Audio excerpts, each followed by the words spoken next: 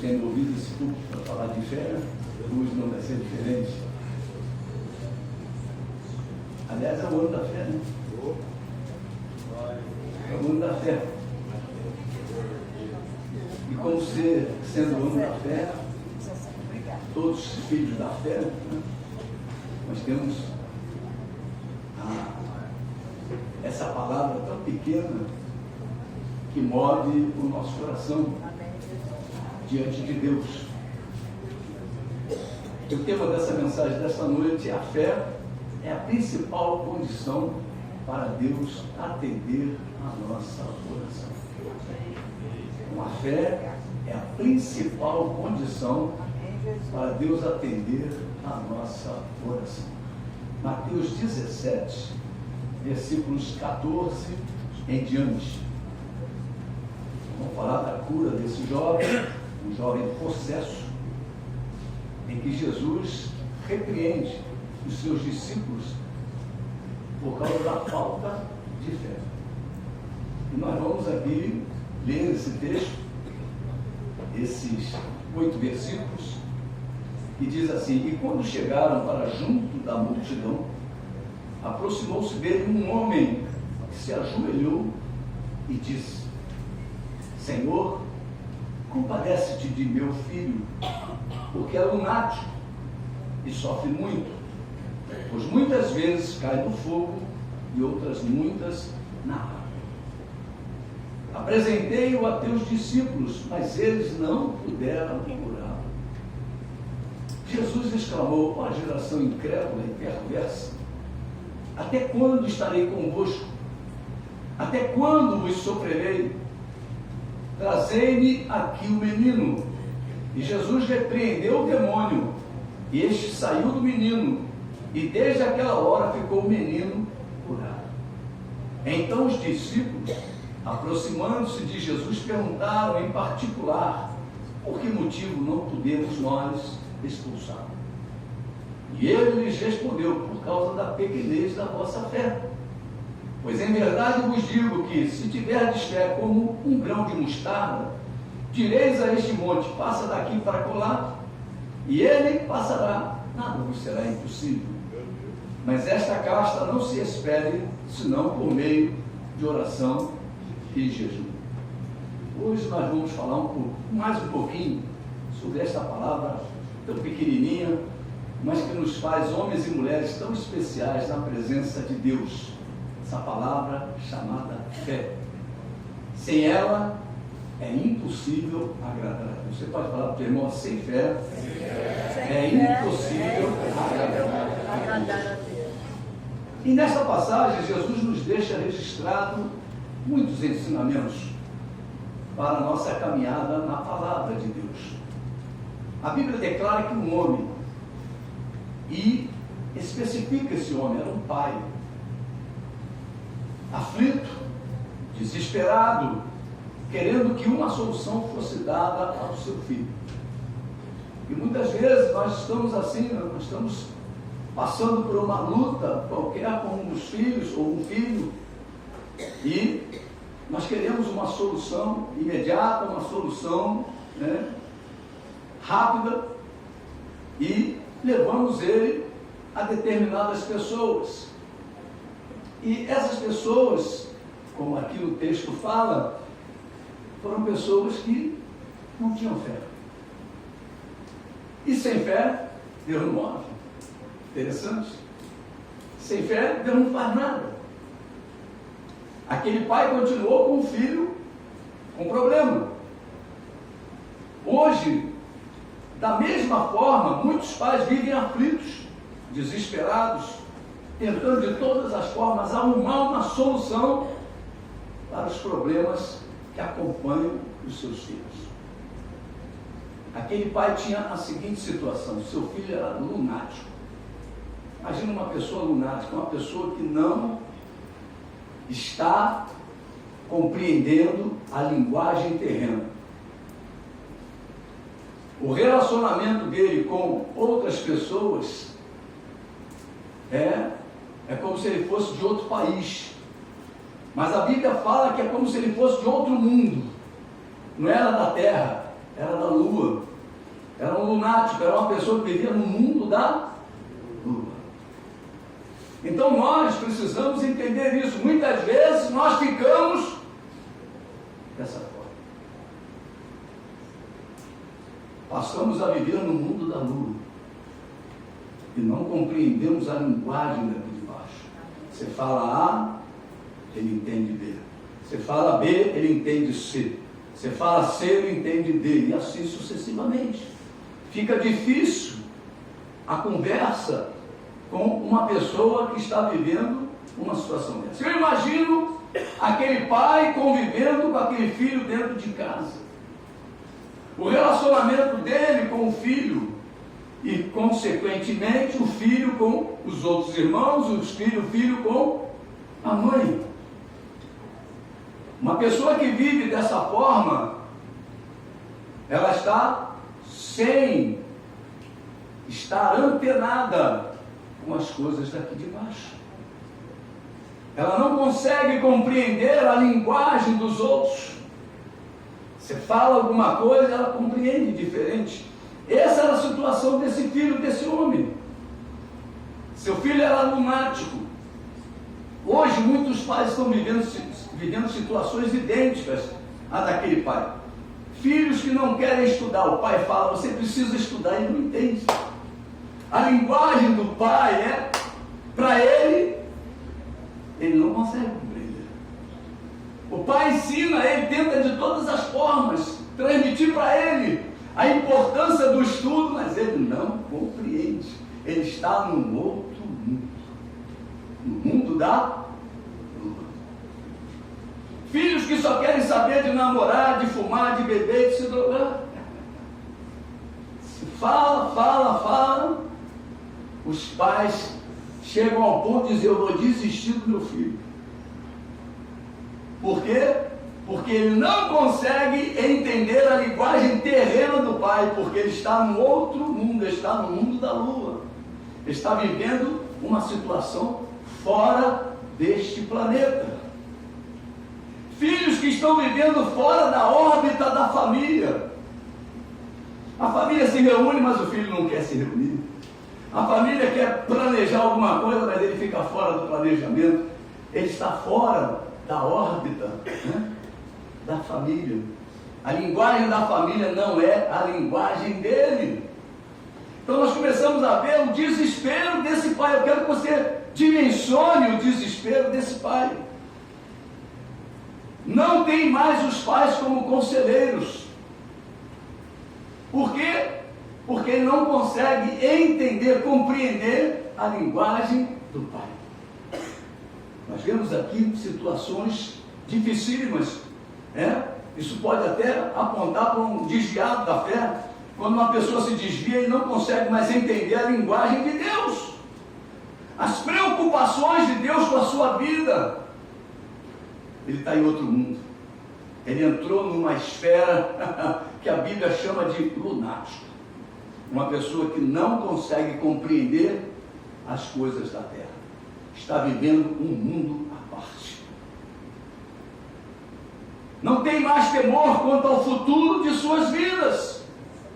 Eles perdem a direção quanto ao dia de amanhã. Se tornam inconsequentes. São pessoas complicadíssimas. E o pai me via com essa situação. Qual vai ser o teu futuro, meu filho? Ele não entendia o que é futuro. Porque ele quer resolver as coisas agora, na hora. O lunático, ele está vivendo o mundinho dele. E ele diz aqui, continua dizendo, olha, perderam o temor quanto ao futuro de suas vidas.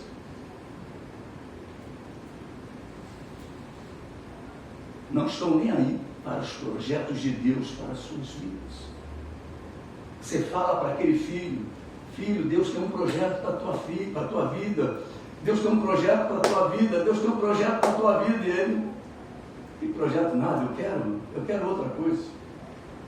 Então nós precisamos entender a situação desse pai, o desespero desse pai, porque a palavra de Deus fala exatamente disso. Ele diz aqui, porque é lunático e sofre muito. e muitas vezes cai no fogo e muitas vezes na água. Vidas que estão vivendo o aqui e agora. Nós precisamos nos lembrar disso. São pessoas que estão vivendo fora do mundo em que vivemos. Os pais estão desesperados. Os pais estão aflitos, sem direção. Este pai se encontrava assim. Ele foi ao encontro dos discípulos de Jesus. Quem é discípulo de Jesus aqui? Levante a mão. Olha, é um pai que está procurando um discípulo de Jesus. Mas ainda não havia acontecido a maior obra que Jesus fez. Qual foi a maior obra que Jesus fez? Jesus está estabelecendo a sua igreja. Naquele tempo, Jesus era o único Filho de Deus. Então eles foram em pessoas que precisavam ter fé no que Jesus falava, mas não tinham o Espírito Santo. Ainda não havia sido inaugurada a igreja do Senhor. Aqueles discípulos eram limitadíssimos. Mesmo que Jesus tivesse dado uma ordem quando eles foram, até em 12, depois em 70, a Bíblia diz o quê? Que aqueles homens vieram dizendo que muitas coisas foram realizadas por eles. Mas você não vê descrito os milagres feitos pelos discípulos no tempo de Jesus. Você vai ver no tempo da igreja. Ali foi uma ordem que Jesus deu e os capacitou. Mas eles, tanto que quando Jesus é preso, cadê a fé daqueles homens? Esses homens perderam completamente a fé, até o ponto de duvidar que Jesus Cristo tinha ressuscitado. Eles não puderam resolver a situação daquele pai. Havia uma situação instalada naquele jovem que era necessário exercer a autoridade sobre aquela casta de demônios. E nós temos aprendido deste púlpito, igreja, que a fé nos traz o grande presente de Deus para a vida da igreja, que é o Espírito Santo de Deus. Quando nós acreditamos, o Espírito Santo vem e chega até o nosso coração, chega até a nossa vida. Os discípulos ainda não tinham a presença do Espírito Santo sobre as suas vidas. Eles ainda não tinham a capacidade de crer sempre. Sabe o que é a fé que Deus quer que a gente tenha? Crer sempre. Nós precisamos ser crentes. Sabe o que é ser crente? É ser crente em todos os momentos. Nós não podemos ter fé no momento, acordei hoje cheio de fé, pelo amor de Deus, isso aí não é crente. Crente é a pessoa que está pronta para exercer a fé que Deus estabeleceu para a igreja resolver os problemas. Aleluia. Nós precisamos entender isso de uma forma definitiva. Antes de mandar trazer o menino, Jesus exorta através dos séculos: ó geração incrédula e perversa. Eu não quero me tornar uma geração incrédula e perversa. Eu preciso exercitar a fé. Se eu sou crente, bota a mão no teu coração e diz: se eu sou crente, eu preciso crer. Sempre. Não posso bobear na minha atitude de fé. Eu não posso dar espaço na minha atitude de fé. Hoje meu neto foi lá em casa, eu botei e pedir isso. Bota a mão no joelho do vovô. Olha eu diante do vovô dele aí. Sabe como é que é criança, né? Falei: bom, meu irmão, tu domingo tu não foi pedir o batismo no Espírito Santo? 6 anos só. Bota a mão aqui, ó. Aí botou o pé. Falei: o pé não é. A Bíblia diz que imporou as mãos, não é o pé. Aí ele veio, botou a mão, falei: agora você olha. Ele falou: em nome de Jesus. 6 anos já está aprendendo, já sabe. Estou lá no corredor, porque eu falei para ele: não posso jogar bola, porque eu estou com meu joelho ruim. Aí ele foi orar, porque ele estava querendo jogar bola, né? O objetivo dele era jogar bola, exercitando a fé. Você vai exercitando a fé. Se nós não exercitarmos a fé, quando você sentir qualquer coisa, exercite a fé. Exercite a fé. Não exercite outra coisa não. Exercite a fé primeiro, porque nós somos crentes. Aleluia. Nós precisamos exercitar a fé. E Jesus exortou aquelas vidas, ó, geração incrédula e perversa. Você está pensando que são só aqueles discípulos? Hoje está cheio de discípulos de Jesus, incrédulo e perverso, que faz parte dessa geração. E nós não podemos abrir mão de exortar e chamar essas vidas a viver a fé verdadeira. Amém, queridos? Amém. Aleluia. Durante esses 2000 anos, muitas gerações se passaram. Gerações que não puderam realizar a obra que o Senhor nos confiou. Eu, na minha família, eu conheço meu tio, minha tia, meu pai, minha mãe, os meus tios lá da parte de mãe, minhas tias da parte de mãe, meus primos. Muitos deles morreram sem exercitar a fé estabelecida por Deus. Mas nós temos um compromisso. Nós temos um compromisso. E qual é o meu compromisso? Acreditar. Deus me deu a capacidade de crer. A fé vem do alto e já entrou na tua vida e na minha vida. Então nós, como crentes em Jesus, precisamos exercitar essa fé. Estas gerações se tornaram gerações incrédulas e perversas por não realizarem a obra de Deus. Aleluia. Mateus 17 diz, olha só, Jesus exclamou, ó geração incrédula e perversa, até quando estarei convosco? Até quando vos sofrerei? Ó, Jesus está com a gente, o Espírito Santo está com a gente. Até quando vos sofrerei? Trazei-me aqui um menino. Você sabe aquela história na igreja, todo mundo dependendo de um homem só? Todo mundo depende de um homem só para uma cura, para um milagre. Nós não podemos ser assim. O Espírito Santo está em nós. Você então que já é batizado, o poder de Deus está em você. Nós não podemos abrir mão disso. Seremos cobrados por isso. Porque a Bíblia diz, a quem muito é dado, muito será o quê? É a Bíblia que diz, não é o púlpito do ministério, não. Muitos de nós seremos cobrados. E nós precisamos exercitar a nossa fé. Jesus manda trazer o menino até a sua presença para quê? Para quê?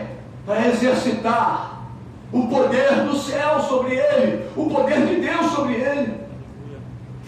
As pessoas vêm a nós para receber o poder de Deus.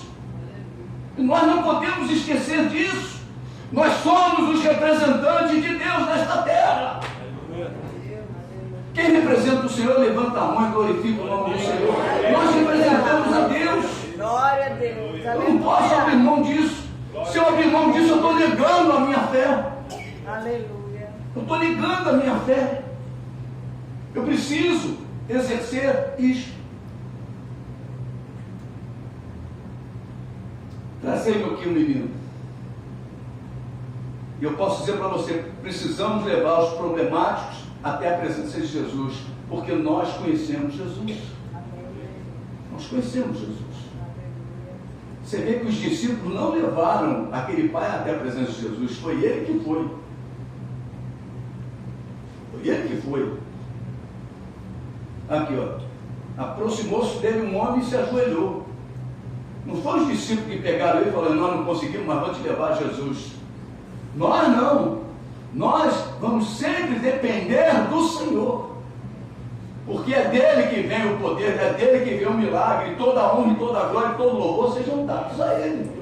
Aleluia. Aleluia.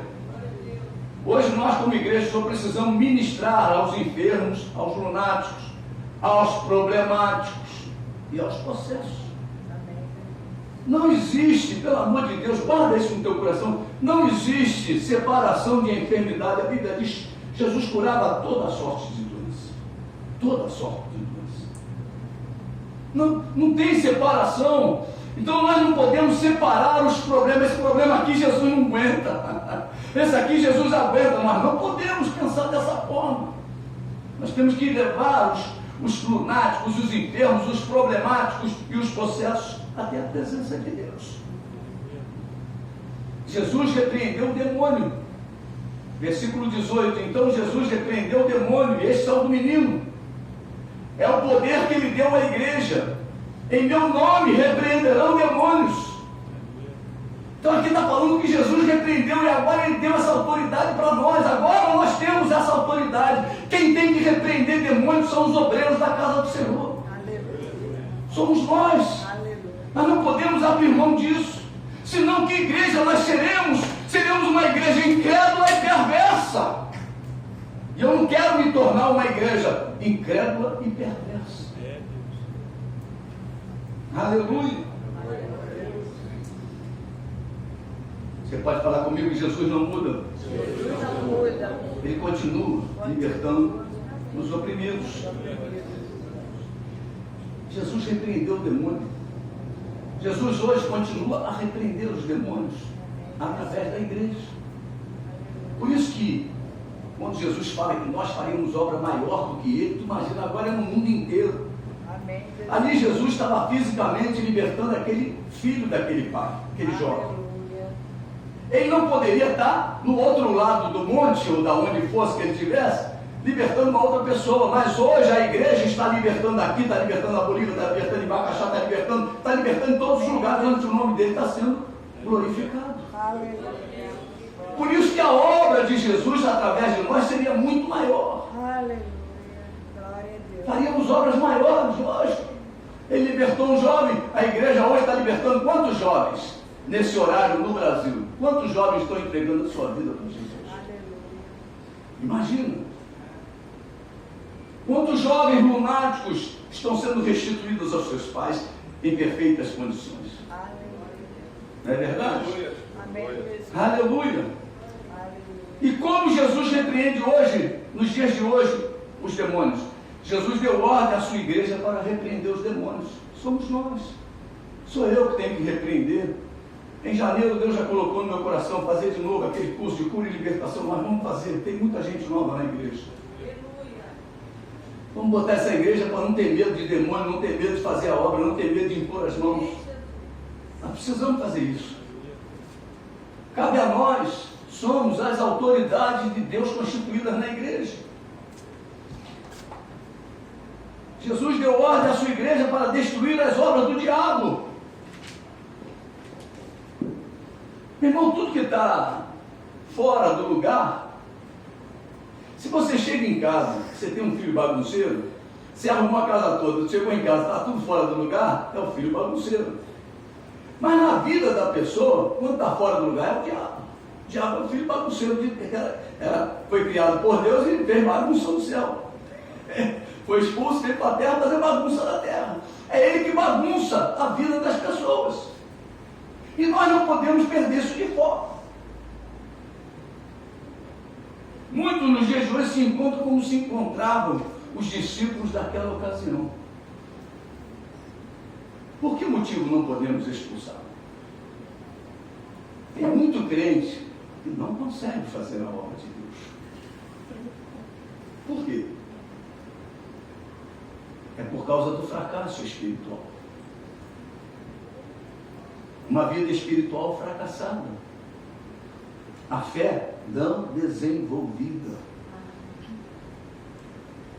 Vamos lá em Filipenses. Filipenses, capítulo de número 2.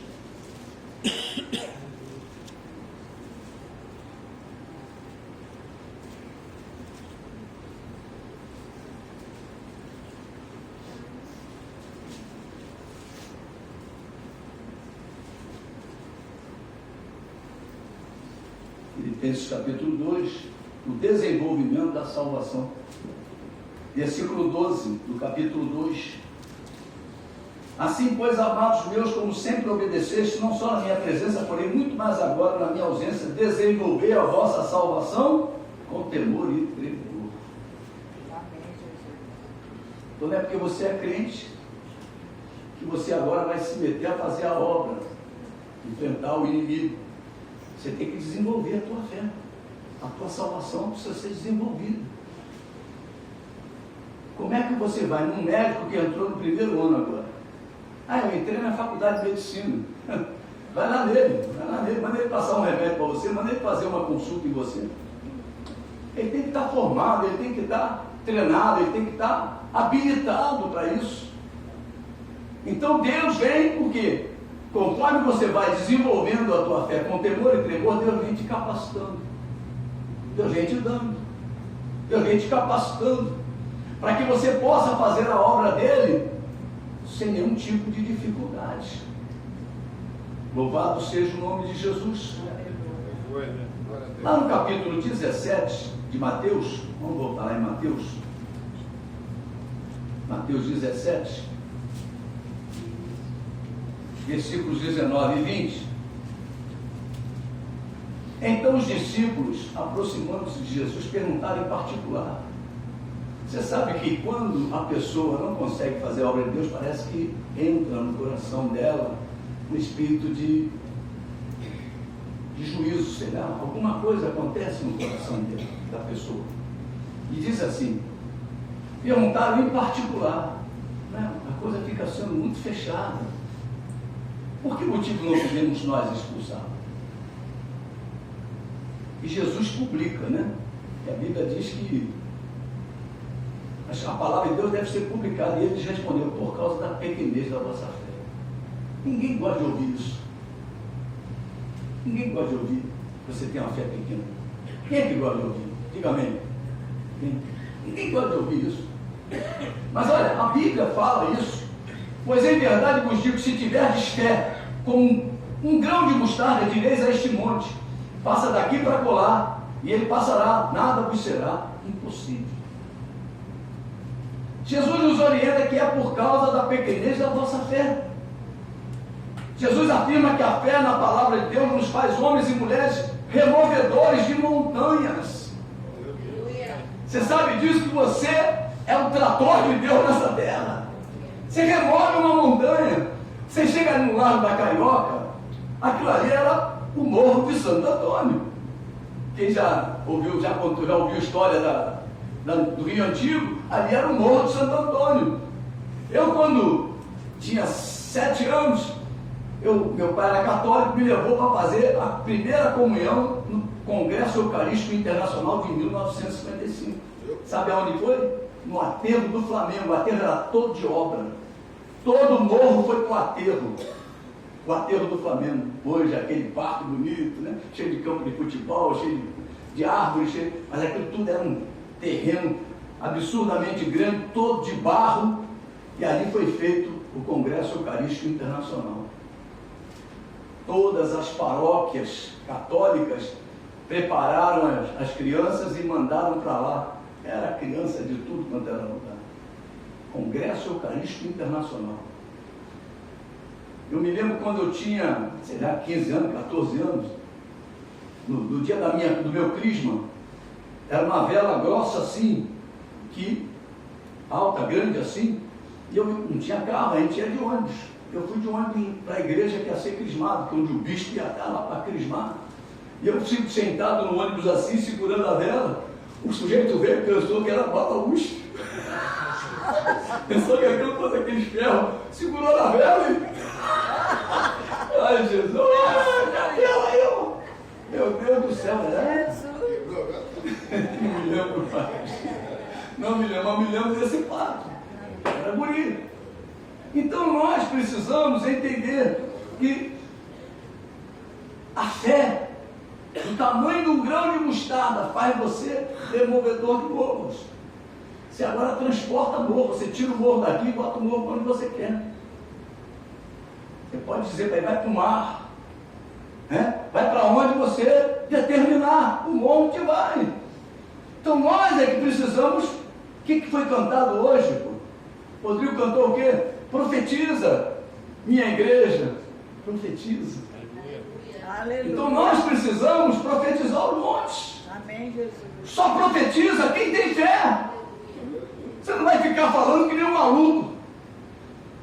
Você vai falar acreditando que o Senhor vai cooperar com a tua profecia.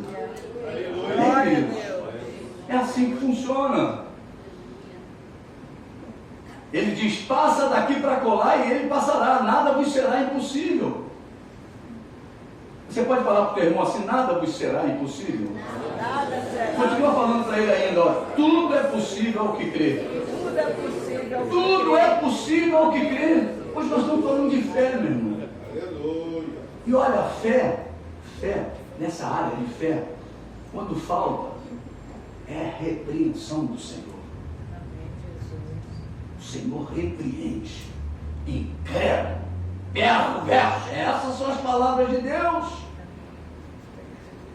Geração incrédula e perversa. Nós não podemos perder a fé.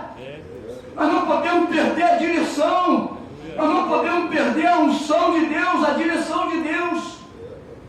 Porque senão nós nos tornaremos uma geração em que Deus estará repreendendo, mesmo sendo filhos. Vamos ver. Perdão. O resultado desta ação é imediato. Assim que Jesus libertou, ele ficou curado. A palavra de Deus fala isso. Assim que Jesus libertou aquele menino, ele ficou curado. E quando um filho é curado, ele é entregue ao pai. Porque Jesus não é maluco. Jesus vai entregar a autoridade constituída por ele mesmo. Quem é a autoridade sobre um guri? É o pai, é a mãe, são os pais. E o pai que estava ali representando, ele pega o guri e entrega ao pai. Curado, liberto. É assim que funciona.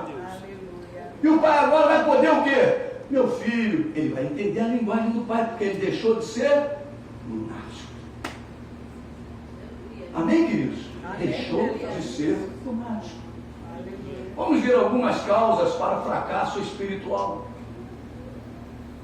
A primeira, como nós lemos aqui, mas vamos lá no versículos 24, capítulo 7, perdão, Mateus 7, 24, todo mundo conhece essa passagem, né? Os dois fundamentos, a 27. É não colocar em prática a palavra de Deus. Esse é o primeiro fracasso espiritual. Quando Deus fala assim, ó, faça isso, e você não faz. Todo aquele, olha só o que está escrito aí. Todo aquele, pois, que ouve estas minhas palavras e as pratica, será comparado a um homem prudente que construiu a sua casa sobre a rocha. Caiu a chuva, transbordaram os rios, sopraram os ventos, deram com ímpeto contra aquela casa que não caiu, porque foi edificada sobre a rocha. Me lembro de janeiro, não foi, Mariana? Você pregou sobre isso, não foi? É a tua mensagem, né? Então, fé, edificação. Sabe o que quer dizer você ter fé? É quando você obedece a palavra. Deus fala A e você faz A. Deus fala B, você faz B. Aleluia. Deus fala C, você faz C. Já pensou aquele guri que vai fazer uma prova e o professor diz, vamos fazer a letra C, e ele faz a letra B. A letra é B, é uma letra, mas vai levar 0, porque ele não fez a letra C. E quando nós não construímos a nossa casa em cima daquilo que Deus fala, construímos na areia, e a nota é 0. A nota é 0. A nota é 0. Ele diz lá, ó, caiu a chuva, transbordaram o rio, sopraram os ventos, deram com ímpeto contra aquela casa que não caiu, porque foi edificada sobre a rocha. 26, e todo aquele que ouve estas minhas palavras e não as pratica, olha aí, tira 0, será comparado a um homem insensato, que edificou a sua casa sobre a areia, caiu a chuva, transbordaram o rio, sopraram os ventos e deram com ímpeto contra aquela casa, e ela desabou, sendo grande a sua ruína. Não colocar em prática a palavra de Deus. Isso é terrível na vida do cristão. Ou nós somos ou nós não somos. Ou nós somos ou nós não somos. Já viu aqueles bares que vendem bacalhau e você sabe que é mulato velho? Quem já ouviu falar nesse peixe chamado mulato velho? Exato, todo mundo conhece. Não é que estou aqui quanto os mulatos, pelo amor de Deus, nem chamando ninguém aqui, mal para cá. É o prato. Você pede bacalhau e vem mulato velho. Você pede um prato e vem outro. É filé. E você vê que não é filé. Aquilo ali é um bife que foi muito maltratado para poder ser amaciado para você comer. Assim é o crente quando ele pega a palavra e não pratica. O que está escrito? contra filé. E qual é a prática? Uma carne lá que foi maltratada, amaciada na base do coice. Pá, pá. Amassaram ela lá para poder ela ficar macia. Então nós precisamos entender isso. É nota zero. Quem lê e não pratica, meu irmão. Quem tomou conhecimento e não coloca em prática, a coisa fica difícil. A casa cai. A casa cai. Segundo, é ser um discípulo despreparado. Mateus 17, vamos lá agora vamos lá no texto, que é mais um. Apresentei a teus discípulos, mas eles não puderam curar. Olha, um discípulo despreparado. Já viu aquelas situações que acontecem e o sujeito fala assim, liga para o pastor, está despreparado. Está despreparado.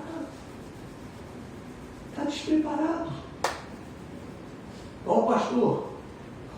Aí, lembra logo? Joaquim. Não é? Pastor Joaquim.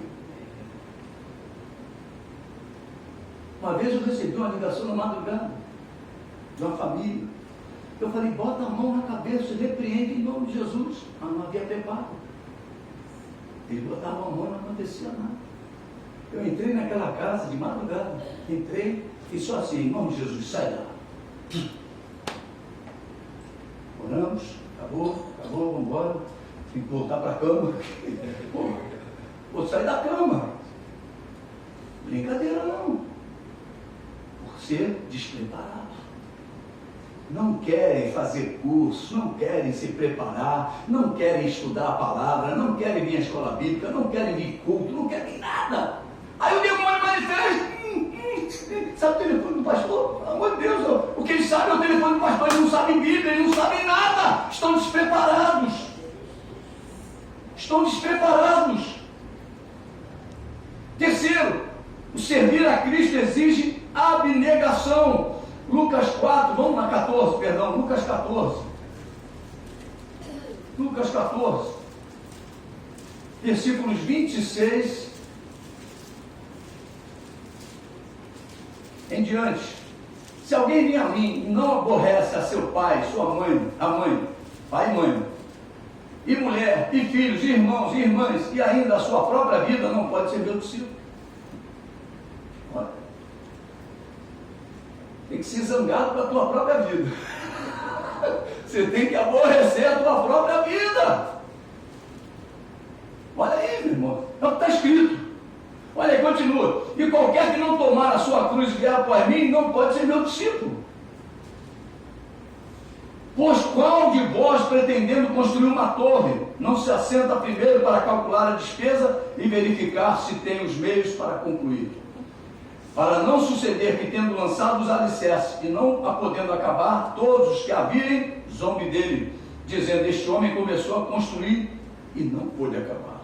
Meu irmão, aquele que começou a boa obra em tua vida tem que concluir. É você que vai permitir essa conclusão dessa obra. E ele continua dizendo, olha só, ou qual é o rei que, indo para combater outro rei, não se assenta primeiro para calcular se com 10 mil homens poderá enfrentar o que vem contra ele com 20 mil. Caso contrário, estando o outro ainda, aleluia, deixa eu ver aqui, eu acho que eu estou lendo demais, então não. Ainda longe, envia-lhe uma embaixada pedindo condições de paz. Assim, pois todo aquele que dentre vós não renuncia a tudo quanto tem, não pode ser meu discípulo. Meu irmão, a minha vida está na mão do Senhor, é assim que eu entendo.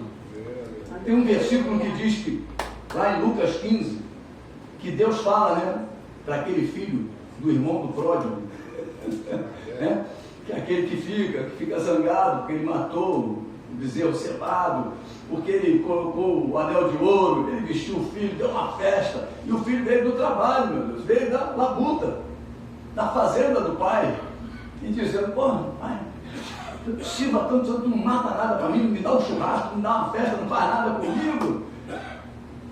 Teu irmão estava morto, ressuscitou. E você está sempre comigo, tudo que é meu é teu. Essa relação de tudo que é meu é teu, meu irmão, tem que ser também da nossa parte para com Deus. Se Deus me salvou, eu tenho que ser totalmente dele. Eu tenho tem que ser totalmente dele. Tudo que é meu é dele. Aleluia. Essa é a relação. Porque é uma relação de verdade, é uma relação de que Deus abriu o céu e me deu o céu. Eu também estou dando a Ele a minha vida. E tudo que eu tenho, tudo que está no meu nome é dele. Tudo que pertence a mim é dele. Minha esposa é dele, meus filhos são dele, meus netos são dele, minhas irmãs são dele. É assim que eu tenho que pensar.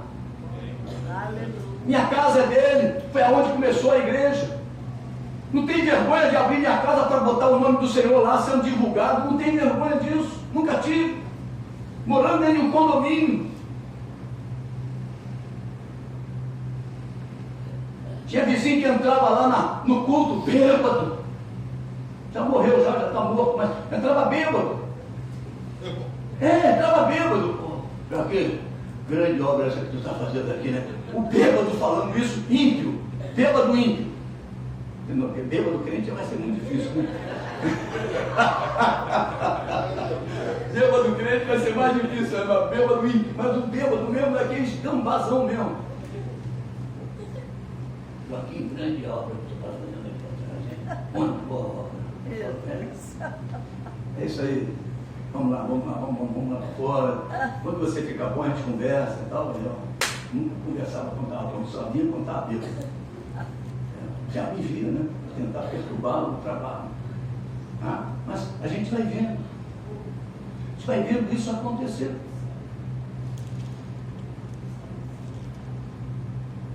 Por isso que esse texto fala de abnegação. Servir a Cristo exige abnegação. Você precisa estar morto verdadeiramente. A carne não pode falar mais alto. Os desejos não podem falar mais alto. Eu sou do Senhor e Ele é meu. Acabou. Como diz lá, né? A gente usa aquilo ali só no casamento. Eu sou do meu amado, minha amada é minha, nas conversas, né? Quando é com Deus, meu irmão, Ele é o meu amado e eu sou dele. Eu sou do meu amado. E o meu amado é meu. Em quarto e último lugar, é ser filho que não usa as armas que Deus deu à igreja. Atos 1:8. Nós pregamos já há muito tempo sobre esse assunto, mas hoje eu vou só falar, só citar, né? Atos 1:8.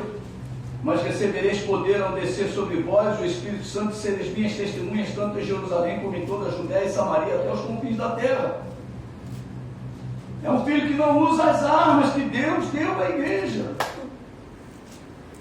Você já viu aquele policial que não anda armado? Ele lá no quartel dele tem à disposição dele tudo, fuzil, metralhadora, pistola, tem tudo lá. Mas ele quer andar desarmado. O que vai acontecer com ele? Vai ser abatido. Tem crente que vai ser abatido, porque não quer usar as armas de Deus. Vai acabar sendo abatido. Ninguém pode andar na presença de Deus sem fé, irmãos. Fé é igual a vitória. Você pode falar comigo? Fé é igual a vitória. Fala assim, fé é igual a certeza. Fé é igual a conquista. Amém. Fé, igreja, é acreditar em todas as promessas que Deus fez a cada um de nós. Você tem que acreditar. Isso é fé. Deus nos diz que teríamos poder para sermos as suas testemunhas desta terra. E é isto que eu quero que você creia. Este é o poder. E este poder é para cada um de nós que cremos. Amém, queridos? Amém. Vamos agora, vamos pegar esses momentos que temos aqui, vamos vir aqui na frente, vamos receber de Deus. Hoje foi pregado sobre fé. Não fazer parte de uma geração incrédula e perversa, né?